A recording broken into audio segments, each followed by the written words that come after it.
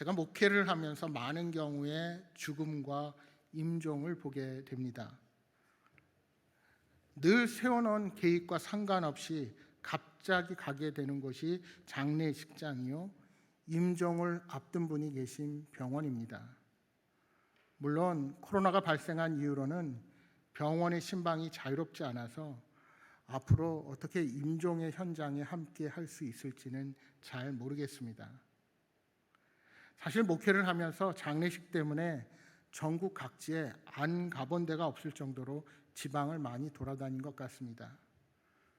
그래서 같이 우리 교인들하고 지방을 가다 보면 목사님은 어떻게 이렇게 길을 잘 아시느냐 이렇게 말씀하시는데, 지난 20년이 넘는 기간 동안 전국 방방곡곡을 돌아다녔습니다. 제가 지난번 있던 교회에서는 어떤 달은 한 달에 한 7, 8번도 다녔던 것 같습니다. 가족 친지들의 장례식장은 못 가도 우리 성도님들의 부모님, 즉 생전에 얼굴을 뵙지 못한 분들의 장례식장은 다 다니게 되는 것이 목사입니다. 그런데 늘 그 죽음의 자리에서 느끼고 다짐하게 되는 것은 이 땅에서의 삶의 마지막까지 후회 없는 인생을 살아야 하겠다는 다짐입니다. 아니, 하나님 앞에 섰을 때 부끄러움이 없도록 날마다 최선을 다한 믿음의 경주를 달려야 하겠다는 마음가짐을 다시 한번 하게 되는 겁니다. 그리고 그러한 마음가짐은 지나온 날의 후회보다는 내게 주어진 남은 날들을 어떻게 보낼 것인가 하는 것에 집중되게 됩니다. 여러분, 사람의 생애는 사는 것도 중요하지만 죽는 것이 더 중요합니다. 어떤 분들은 살아있을 때 주님을 위해 열심히 사는 것 같았는데 죽을 때의 모습이 너무나도 아름답지 못해서 살았을 때의 점수를 다 까먹는 경우가 있습니다. 그래서 나이가 들수록 어떻게 죽느냐에 관심을 갖는 것이 매우 중요합니다. 평생에 시를 많이 지었던 다윗 왕은 죽기 전에 자신의 삶을 간증시의 형식으로 별도로 남겨두어서 이 시로 자신의 인생을 결론짓고 싶어 했습니다. 우리는 오늘 본문을 통해 다윗이 그만큼 그의 죽음에 대해 생각을 많이 했고 그의 마지막이 하나님께 영광되고 모든 후손들에게 유익이 되기를 원했던 것을 발견하게 됩니다. 우리들도 남은 인생 동안 무엇을 위해 끝까지 헌신을 다하다가 죽을 것인지 우리 또한 생각할 수 있어야 합니다. 이 설교를 준비하면서 나는 다윗과 같이 인생의 마지막을 앞에 두고 과연 무엇을 했다고 자신 있게 말할 수 있을 것인가 하고 생각을 해보았습니다. 그러니까 본문이 말하는 다윗의 마지막 말은 단순한 유언이 아니라 인생을 살아보니 내가 내리는 결론, 내가 살아온 인생의 경험을 보니 인생은 이런 것이다 하는 간증이요 증언이라 할 수 있습니다. 더군다나 오늘 본문에 다윗이 이러한 글을 남기는 것은 단순히 그의 생각에서 나온 결론이 아닙니다. 오늘 본문 2절에 보시면 이렇게 말씀합니다.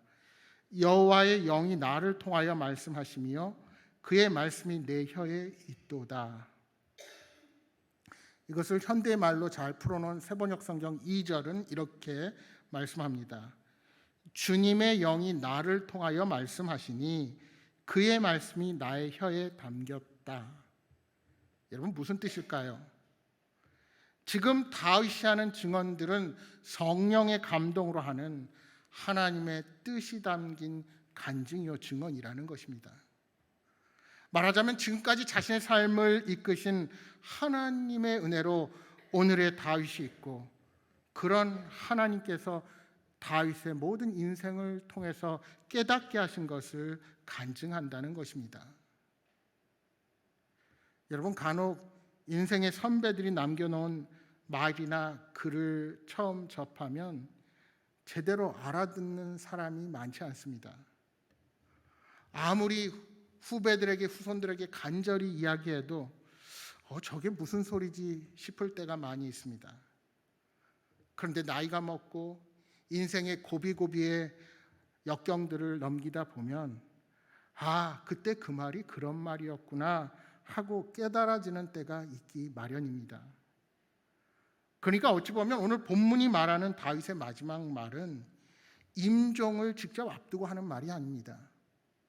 죽음 앞에서 자식과 후손들에게 하는 말이 아니라 하나님을 의지하며 보낸 인생의 말년에 이제 모든 인생을 정리해보는 인생의 핵심 원리, 가장 중요한 정수를 남긴 것이 바로 오늘 우리가 읽은 사무엘하 23장의 말씀이라는 것입니다. 가끔 은퇴한 운동선수의 이야기를 들어보면 현역 시절에 운동이 너무나도 힘들어서 하루에 몇 번씩 운동을 그만둘 생각을 했다고 말씀하시는 분들이 계십니다. 특히 자신과의 싸움에서 승리해야 하는 기록 경기의 선수들을 보면 더욱 그렇습니다. 예를 들어서 마라톤이나 육상 경기 또는 스피드 스케이팅 같은 경우에는 1분 1초의 기록을 단축하기 위해서 훈련해야 하는 경우에 당장 눈앞에 그 성과가 드러나지 않습니다. 그래서 훈련하면서 포기하고픈 적이 한두 번이 아니었다는 것입니다. 여러분, 최근 들어서 이 운동 경기를 스포츠가 아닌 텔레비전 예능 프로그램으로 만들어서 연예인들과 은퇴한 운동선수 또는 유명인들이 자신의 종목이 아닌 다른 종목의 경기를 벌이곤 합니다. 그 종목도 축구와 야구 같은 구기를 넘어서 얼마 전에 보니까 씨름의 단체전까지 하는 것을 보았습니다. 안 그래도 그동안 코로나 때문에 각종 스포츠의 관중이 예전만 못할 텐데 이제는 스포츠까지 유명인들이 재미를 더해가면서 사람의 관심을 끌고 있는 것입니다. 왜 이런 현상이 일어날까 제가 한번 생각해 보았습니다. 물론 제가 말하는 것은 어떤 사회학적 분석이 아닙니다. 순전히 제 스스로 개인적인 생각입니다. 그런데 잘 살펴보면 일반 스포츠를 시청할 때와 예능 프로그램에 나오는 경기는 완전히 다릅니다. 일반 경기는 경기 그대로를 보여주지요. 다만 골을 넣거나 아쉬운 장면들을 슬로우 모션으로 보여주면서 경기를 해설합니다. 그런데 예능 프로는 어떻습니까? 이미 경기가 다 끝나고 이 경기를 편집하여 의도한 대로 영상을 보여줍니다. 그러니까 경기를 사실적인 요소가 아닌 드라마틱한 스토리로 엮어서 보여주는 것입니다. 여러분, 슛을 했으면 바로 들어가야 되는데 슛을 하려는 장면을 몇 번 보여주고 또 어떤 경우에는 1분 후에 그리고 광고가 진행되죠. 그러니까 우리는 축구를 보지만 축구 자체를 보는 것이 아닙니다. 그 운동 경기의 선수로서가 아닌 그 사람의 인생 자체를 들여다보는 것입니다. 말하자면 우리는 예능 프로그램에 진행되는 축구, 야구, 씨름을 시청하는 것이 아니라 내가 알고 있는 유명인, 연예인, 내가 알고 있는 은퇴한 선수, 그들이 이 운동을 통해 어떤 모습을 보여주는가, 현역 선수가 아닌 또 다른 인생을 사는 그 사람의 삶을 우리가 엿보게 되는 것입니다. 우리는 그렇게 한 사람의 인생을 통하여 나의 삶과 비교하고 대입해 보기를 반복합니다. 그래서 우리 인생의 원리를 다른 사람의 삶의 모습을 통하여 찾게 되는 것입니다. 여러분, 오늘 본문 1절 말씀을 다시 보십시오. 이는 다윗의 마지막 말이라. 이새의 아들 다윗이 말하며 높이 세워진 자, 야곱의 하나님께로부터 기름 부음 받은 자, 이스라엘의 노래 잘하는 자가 말하노라. 다윗은 먼저 자신을 이새의 아들이라고 소개합니다. 다윗이 무엇을 드러내고 싶어서였을까요? 자신은 평범한 농부의 아들이었다는 것입니다. 하나님께서 자신을 탁월한 존재로 만드셔서 어느 날 툭 세상으로 보내신 것이 아니라는 것입니다. 다윗은 자신의 인생길을 다 달려간 후에 자기 자신에 대해서 세 가지로 요약해서 오늘 본문에 소개하고 있습니다. 먼저 자신을 높이 세워진 자라고 말합니다. 다윗은 자신의 인생을 하나님의 다스림에서 해석할 수 있는 눈을 가졌던 것입니다. 말하자면 내가 이스라엘의 왕이 되었지만 이는 자신이 성취한 결과가 아니라 하나님께서 나를 그곳에 세우셨다 하는 것을 고백하고 있는 것입니다. 여러분, 대체로 사람들은 높은 자리에 올라가게 되면 전부 자신이 열심히 해서 그 자리에 오른 것으로 생각하고 내가 능력이 있어서 그럴 만한 이유가 있어서 거기까지 올라갔다고 생각하기 쉽습니다. 하지만 여러분, 신앙이라면 그것을 해석하는 눈이 좀 달라야 합니다. 다윗은 하나님께서 자신을 높이셨다는 사실을 깨닫게 된 것입니다. 신학자 앤드루 머레이는 이렇게 말합니다. 겸손은 하나님의 경영 방식 안에서 자기를 해석할 수 있는 자기 고백이다. 하나님의 경영 방식이라는 것은 하나님의 다스림을 이야기합니다. 여러분, 노래를 좀 하는 사람이 저는 노래를 못합니다 라고 말하는 것은 우리 동양적 사고에서 미덕일 수는 있지만 그렇게 그것을 겸손으로 보지 않습니다. 하지만 이렇게 말하면 어떨까요? 저에게는 노래 잘하는 은사가 있습니다. 그 은사는 하나님께서 주신 것입니다. 여러분, 이것이 성경에서 말하는 겸손입니다. 자신의 모든 장점과 단점을 하나님의 손길에서 해석하는 것은 내 삶의 주인이 내가 아니라 하나님을 모신 우리들의 간증이 되는 것입니다. 여러분, 우리가 사무엘서를 새벽마다 한 달 넘게 읽으면서 여러분이 발견하는 다윗의 모습은 어떤 모습입니까? 다윗이 아무리 갈라진 이스라엘을 통합한 왕으로서 등극했지만 그 과정에서 다윗이 많은 허물을 가지고 있다는 사실을 우리는 발견했습니다. 충성된 신하의 아내를 범하는 큰 죄도 저지르고 그러한 허물 때문에 아들들이 잘못을 저질러도 아버지로서 바른 충고와 훈계를 하지 못했습니다. 그 결과로 인생 말년에 예루살렘 궁을 떠나서 온갖 수치와 멸시를 당하기도 했습니다. 그럼에도 불구하고 하나님의 은혜와 자비로 약속하신 바를 이루시는 하나님의 은혜 아래 다시 예루살렘으로 돌아와서 왕권을 회복하게 됩니다. 그가 스스로 고백하는 것처럼 자신의 능력이 아닌 하나님께서 높이 세운 자였습니다. 이것 외에 덜도 더도 없습니다. 여러분도 마찬가지입니다. 오늘 우리가 서 있는 자리가 어디든지 여기까지 이르게 하신 분은 우리 하나님이십니다. 그것을 아는 것이 중요합니다. 이것을 깨달으면 우리들의 원망은 감사로 변화합니다. 이것을 깨달으면 우리의 불평이 사라지고 지금 내가 서 있는 자리에서 무엇을 감당하고 어떤 일을 해야 할지 우리는 기도하게 되는 것입니다.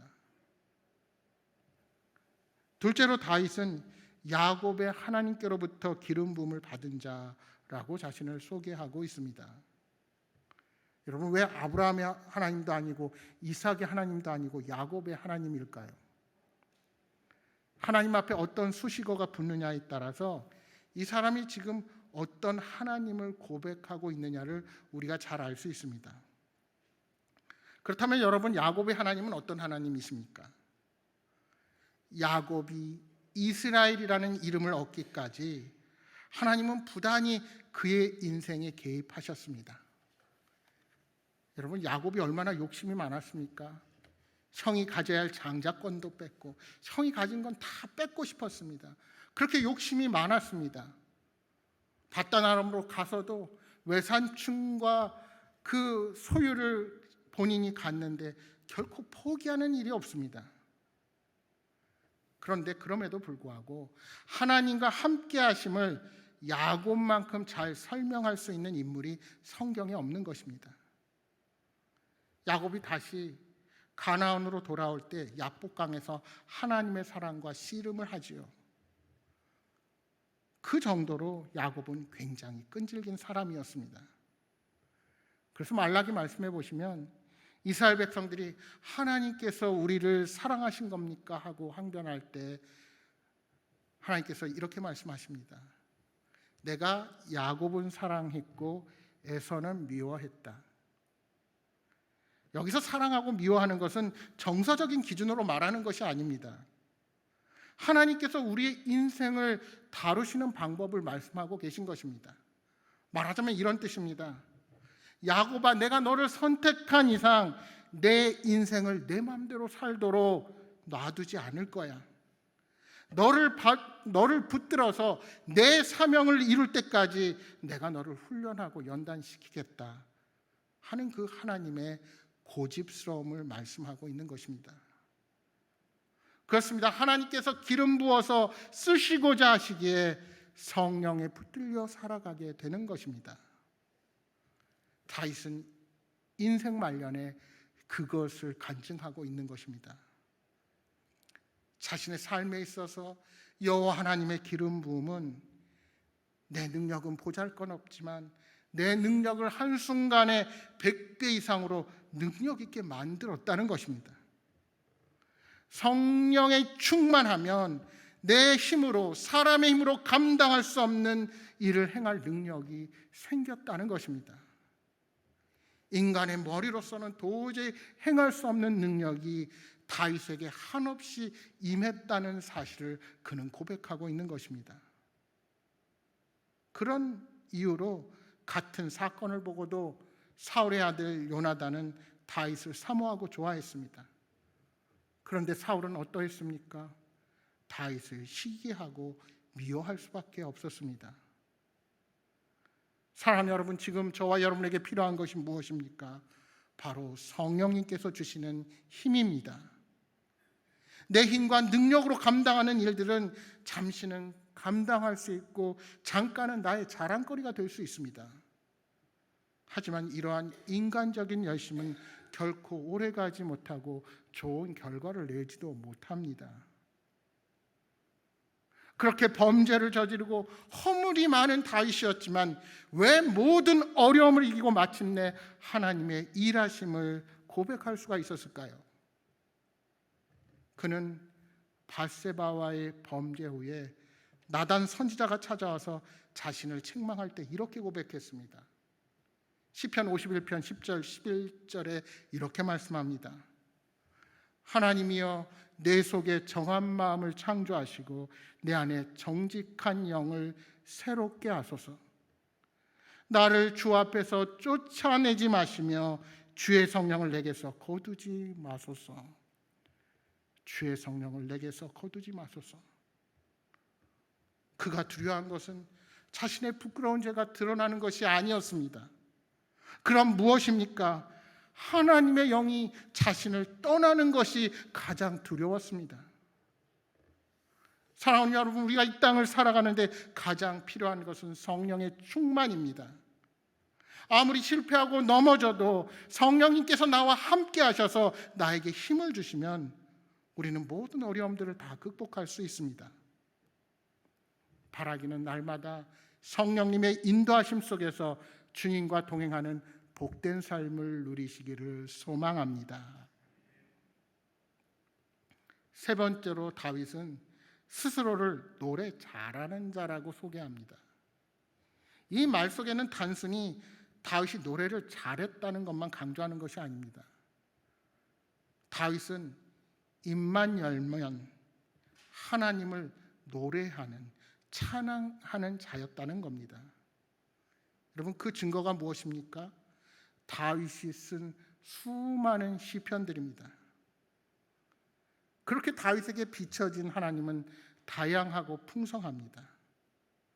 나의 반석, 요새, 나를 건지시는 자, 나의 피할 바위, 방패, 구원의 뿔, 산성 등등, 그는 다양한 삶의 상황에서 만난 하나님을 다양하게 표현하고 있습니다.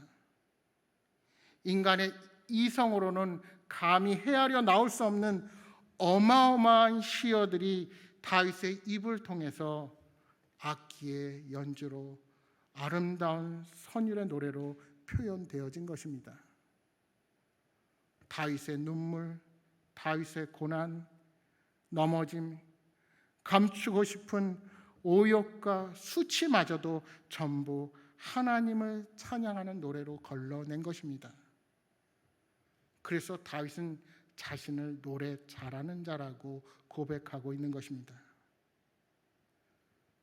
하나님을 높이는 찬양, 어떤 환경과 형편 속에서도 그분을 드러내는 자라고 그는 그렇게 간증하는 것입니다. 사랑하는 여러분, 여러분도 그렇게 살고 싶지 않으십니까? 다윗의 온 생애가 노래가 되고 찬양이 되었는데 그 찬양은 자기 자랑이 아니라 하나님께서 어떻게 하셨다 하는 노래였습니다. 따라서 오늘 3절 말씀에 하나님께서 다윗을 향해 사람을 공의로 다스리는 자, 하나님을 경외함으로 다스리는 자라고 하신 말씀은 이러한 다윗을 통해서 메시아, 즉 영원한 하나님 나라의 왕을 상징하는 그의 사명이 주어졌음을 말씀하고 있는 것입니다.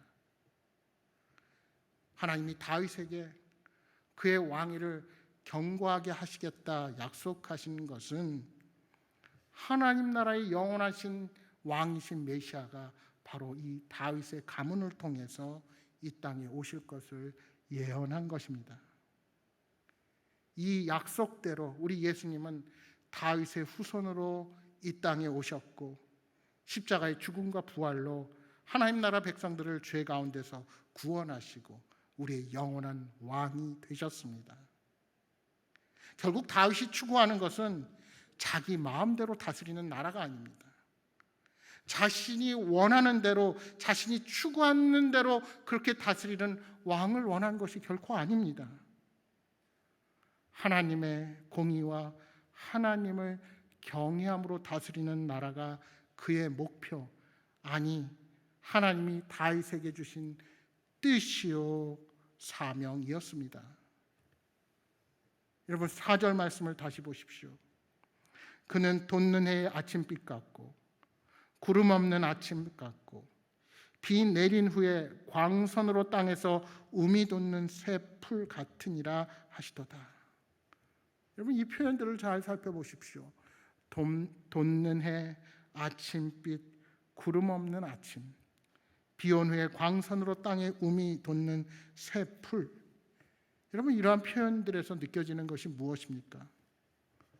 여러분 아침마다 우리가 이러한 광경을 목격하게 된다면 여러분은 어떤 마음이 드시겠습니까? 날마다 새롭고 소망스러운 일들이 일어날 것만 같지 않으십니까? 여러분 우리 예수 그리스도가 다스리는 그 나라가 되면 세상의 모든 죄악과 어둠은 다 사라지고 이처럼 기쁨과 희망만이 가득한 나라가 될 것입니다. 계속되는 5절 말씀을 쉬운 말로 써놓은 새번역 성경은 이렇게 말씀합니다. 진실로 나의 왕실이 하나님 앞에서 그와 같지 아니한가. 하나님이 나로 더불어 영원한 언약을 세우시고 만사의 아쉬움 없이 잘 갖추어 주시고 견고하게 하셨으니 어찌 나의 구원을 이루지 않으시며 어찌 나의 모든 소원을 들어주지 않으시랴. 비록 다윗이 파란만장한 인생을 살았지만 자신의 삶을 돌이켜볼 때 그에게 임한 하나님의 은혜는 너무나도 풍족하고 차고 넘쳤습니다. 만사에 아쉬움 없이 잘 갖추어 주시고 견고하게 하셨다는 것이 다윗의 간증입니다. 그런데 이것은 오늘 저와 여러분에게 주신 하나님의 은혜이기도 합니다. 왜냐하면 저와 여러분 동안 하나님의 선택받아 하나님이 기뻐하신 자들로 이 땅을 살아가기 때문입니다. 물론 하나님께서 성도의 만사에 모든 것을 구비해 주신다는 말씀은 항상 우리에게 평탄한 길만 주어진다는 그런 뜻은 아닙니다. 하나님은 때로 우리를 잊으신 것처럼 우리의 부르짖음에도 침묵하시는 경우가 분명 계십니다.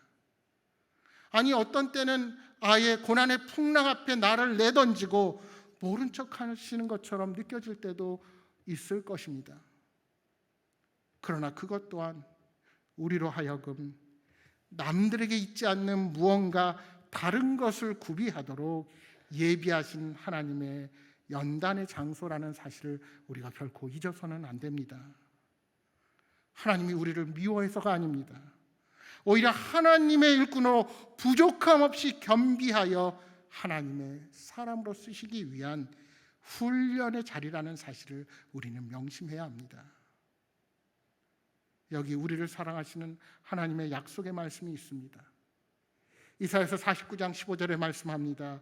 여인이 어찌 그 젖 먹는 자식을 잊겠으며 자기 태에서 난 아들을 긍휼히 여기지 않겠느냐.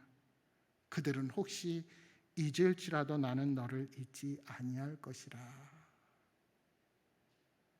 어머니가 설령 그 자식을 잊을지라도 하나님은 우리를 결코 잊지 않으십니다. 그분은 우리의 모든 형편과 필요를 아시고 만사의 모든 것을 구비하여 주시는 분이심을 기억하시기 바랍니다.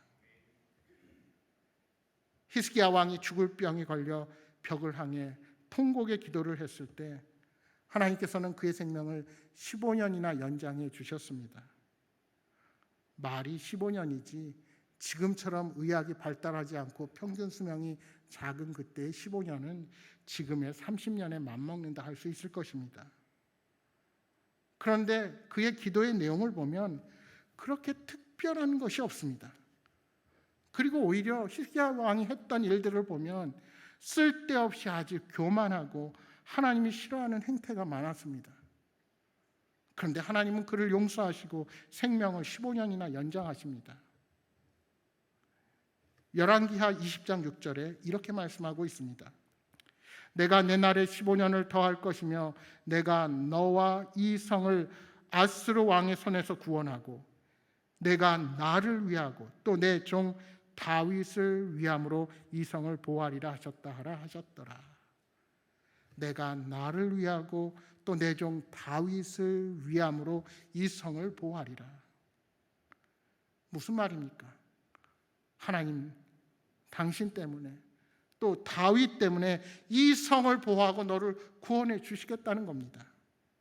결국 무엇입니까? 그것은 이 다윗의 가문을 통해서 약속의 예수님께서 오셔야 하기 때문에 너를 구원해 주겠다는 것입니다. 다윗을 통한 하나님의 언약은 메시아 예수 그리스도가 오시기까지 신실하게 유지되는 것입니다. 그리고 그 약속이 오늘 저와 여러분에게 함께하여서 우리가 하나님의 자녀로 영원한 생명책에 이름이 새겨지게 된 것입니다. 하나님은 자비하심으로 다윗의 자손 예수 그리스도를 보내주셔서 우리를 구원해 주셨습니다.